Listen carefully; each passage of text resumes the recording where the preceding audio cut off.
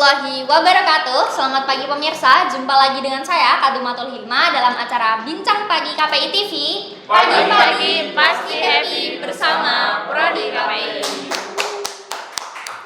Nah pemirsa, pada kesempatan pagi hari ini kita akan membahas mengenai jurnalistik kuning. Teman-teman yang ada di rumah pada udah tahu belum sih jurnalistik kuning itu apa? Saya sendiri masih agak blur ya, masih bingung jurnalistik kuning itu seperti apa, tujuannya apa, kayak gitu masih belum tahu gitu. Oleh sebab itulah pada kesempatan pagi hari ini saya sudah mendatangkan dua narasumber yang sangat istimewa untuk menjawab pertanyaan kita semua nih mengenai jurnalistik kuning. Ada Mbak Mishfa dan juga Mas Iya. Nah sebelum ngobrol-ngobrol lebih lanjut, ada baiknya kita menyapa narasumber kita terlebih dahulu. Oke, selamat pagi Mbak, Mas gimana kabarnya? Selamat pagi, alhamdulillah baik. Alhamdulillah ya, semoga Mbak Mishfa, kemudian Mas Iya, dan teman-teman semua yang ada di sini sehat-sehat selalu, sehat-sehat terus. Jangan lupa untuk selalu menjaga kesehatan. Nah, kita langsung ngobrol mengenai jurnalistik kuning aja ya Mbak. Pertama boleh dijelaskan terlebih dahulu pengertian dari jurnalistik kuning itu apa? Bisa dijawab dari Mbak Mishfa atau Mas Iya dulu nih? Saya dulu. Oke, silakan Mbak. Oke, jadi gini, jurnalisme kuning itu sering dikenal dengan koran kuning. Jadi jurnalistik kuning itu jurnalis yang menekankan pada sensasi seks, terus kriminal, bahkan berita malapetaka yang judulnya dibuat dengan bombastis tapi isinya tidak substansial. Jadi sehingga peristiwa yang terkait dengan kecelakaan, terus terkait dengan kekerasan, kriminal itu merupakan salah satu bahan yang akan disampaikan kepada masyarakat.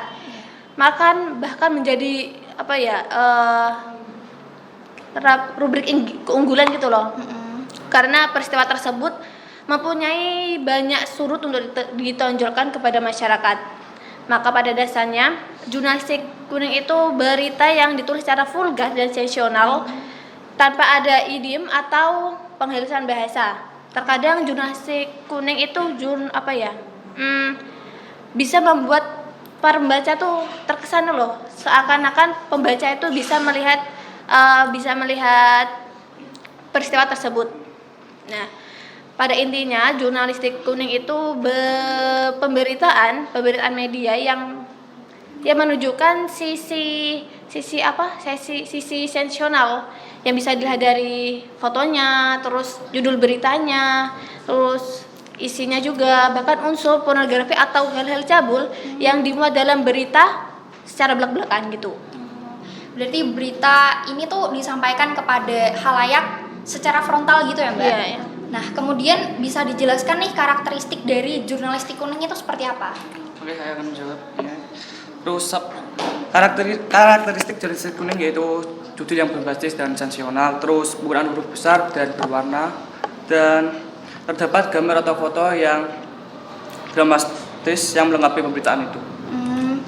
Berarti karakteristiknya tadi ada judulnya yang bombastis, kemudian gambar-gambar yang ada di sana itu ditonjolkan ya Mbak? Iya, dramatis. Nah kemudian boleh dijelaskan nih apa sih kira-kira tujuan dari jurnalistik kuning itu sendiri? Tujuannya jurnalistik kuning itu meningkatkan penjualan, maksudnya agar masyarakat tertarik terus membelinya. Karena pada dasarnya orang akan tertarik membaca atau membeli koran itu yang diperhatikan pasti judulnya terlebih dahulu. Iya sih. Terus apalagi yang judul yang buat sangat bombastis untuk menarik perhatian publik, maka dari itu jurnalistik kuning sering dituduh sebagai jurnalisme yang tidak profesional dan tidak beretika. Begitu. Nah saya jadi penasaran nih, kira-kira gimana sih jurnalistik kuning di Indonesia itu gimana sejarahnya? Tapi mungkin bisa dijawab di segmen selanjutnya ya. Iya. Jadi tetap bersama dengan kami dalam acara Bincang Pagi. Pagi-pagi pasti happy bersama Prodi KPI.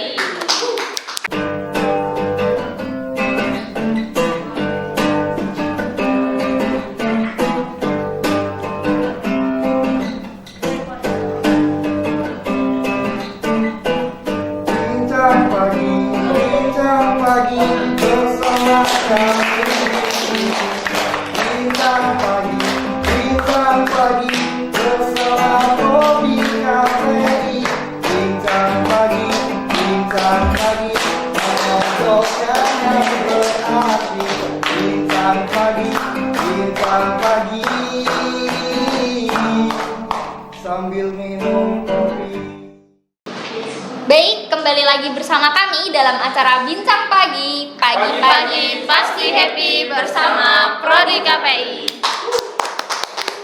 Nah, Mbak, kita kembali lagi ke pertanyaan yang sebelumnya ya. Saya penasaran banget nih mengenai gimana sih sejarah jurnalistik kuning di Indonesia sendiri gitu. Bisa dijawab dari Mbak Misfa terlebih dahulu mungkin? Ya, jadi jurnalistik kuning di Indonesia tuh berlangsung sejak era demokrasi liberal dan berlanjut pada era Orde Baru.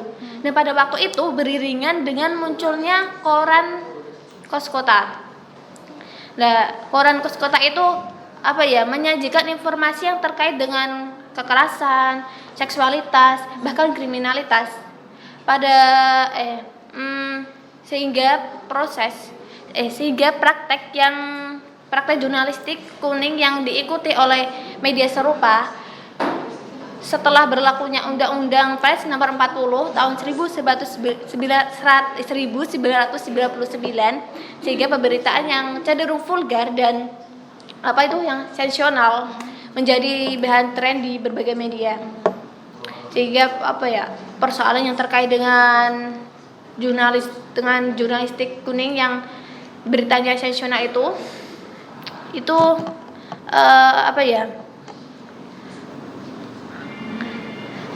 kayak sudah dikeluhkan sejak era demokrasi liberal. Karena pada waktu itu Indonesia menganut sistem multipartai dan setiap partainya memiliki penerbitan surat kabar sehingga memungkinkan banyaknya media yang terlibat dalam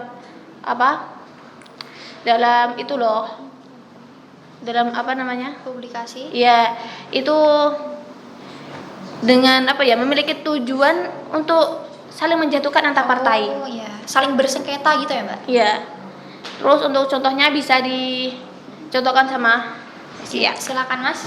Oke, contohnya adalah koran lampu hijau. Surat kabar ini menggunakan bahasa jadul yang kurang senonoh. Namun hal tersebutlah yang menarik banyak pembaca meskipun isinya bukanlah merupakan berita bohong, tapi penggunaan ilustrasi yang vulgar menjadi alasan surat kabar tersebut banyak dikecam oleh berbagai pihak.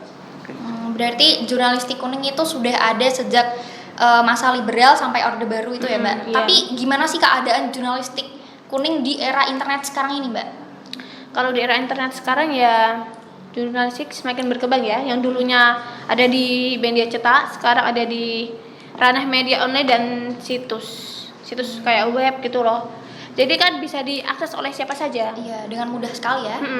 Jadi dengan adanya internet ini, jurnalistik kuning itu membuka platform baru dengan tujuan agar masyarakat tuh agar dia tuh memperoleh klik dari masyarakat yang membaca itu loh, gitu. Sehingga terminologi dari jurnalistik kuning itu muncul sebagai ejekan untuk berita yang berlebihan dan sensasional. Oke, baik, kita sudah berada di akhir sesi ya, Mbak. Ya. Pertanyaan-pertanyaan yang sudah saya siapkan juga sudah terjawab semuanya. Dan sekarang saya sudah cukup paham ya. Semoga teman-teman yang ada di rumah juga cukup paham mengenai jurnalistik kuning ini.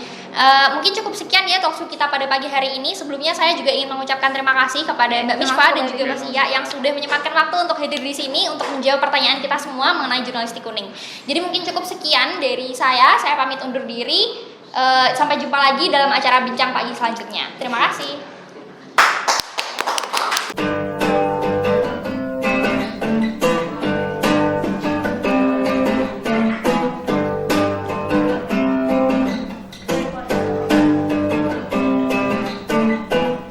Bincang pagi bersama kami.